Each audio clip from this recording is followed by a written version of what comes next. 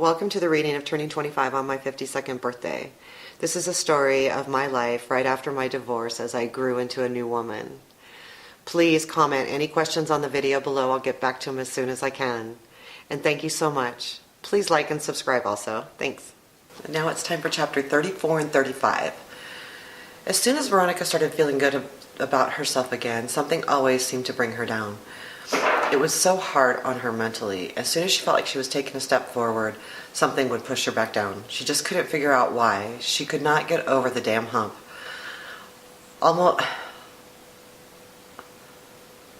Almost there and then, bam, something would take her back down.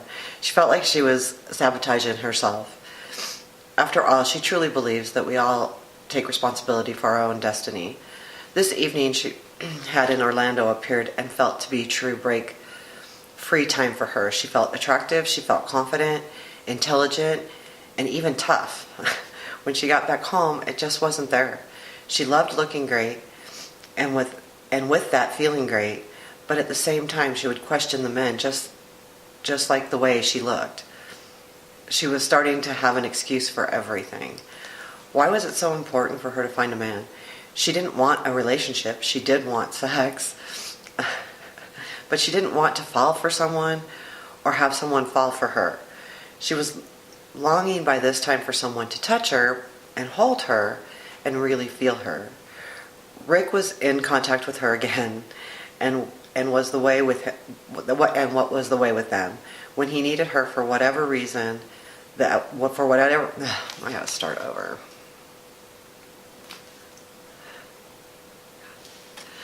Time for chapter 34 and 35.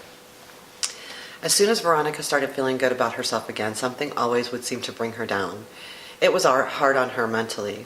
She just couldn't figure out why she could not get over that damn hump. Almost there and then, bam, something would take her back down. She felt like she was sabotaging herself. After all, she truly believes that we all take responsibility for our own destiny. This evening, she had in Orlando appeared and felt to be a true break-free time for her. She felt attractive, confident, intelligent, and even tough. When she got back home, it just wasn't there.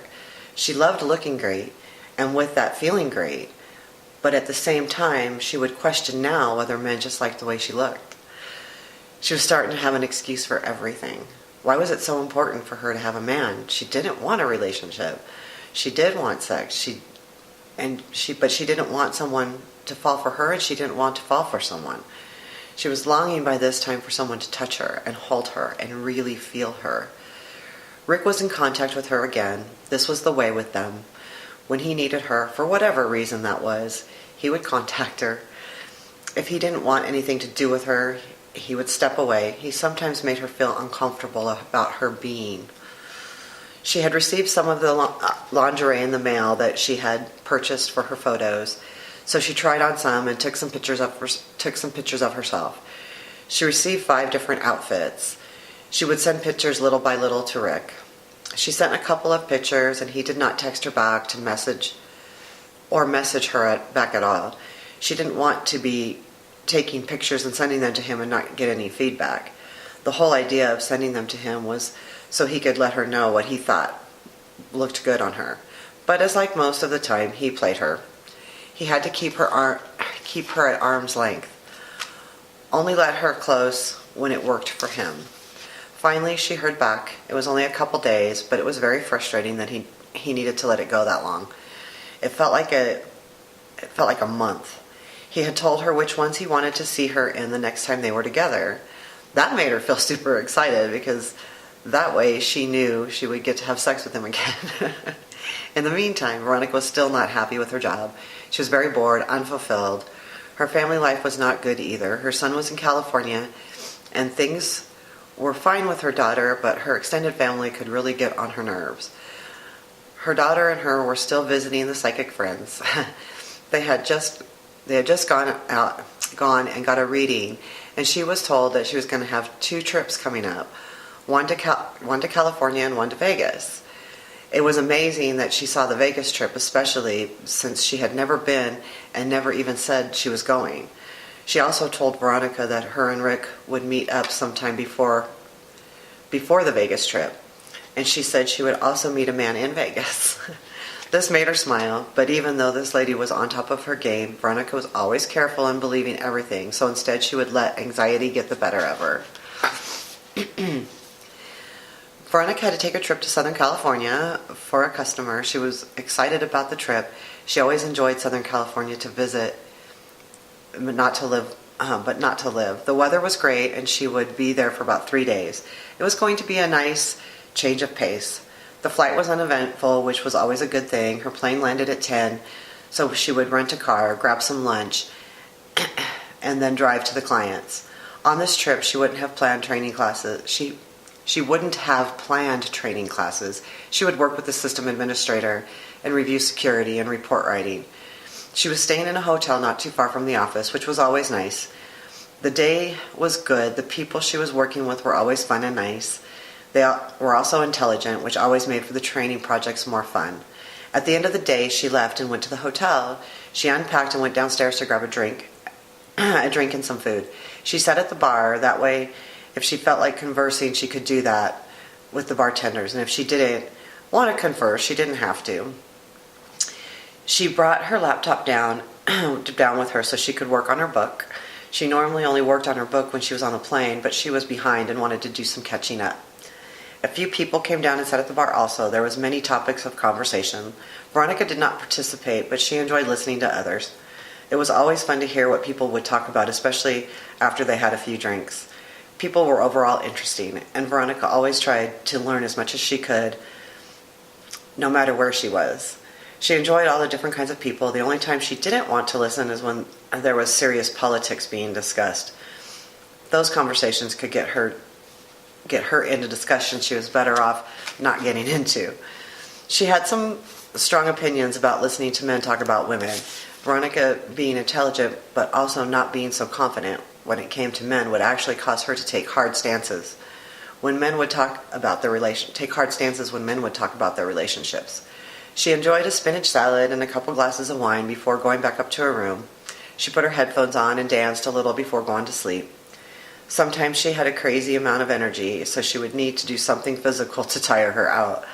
She could be mentally or emotionally tired, but she just was not physically tired. The next day was a good day. Uneventful, but that was okay. It was better than having something negative happening. She trained and went back to the hotel, put on her workout clothes, and went to the exercise room. She decided to just listen to music and do her own aerobic workout. She sometimes got tired of treadmills, but she needed some cardio. She needed to get tired. After her workout, she ordered room service and had a dinner in her room.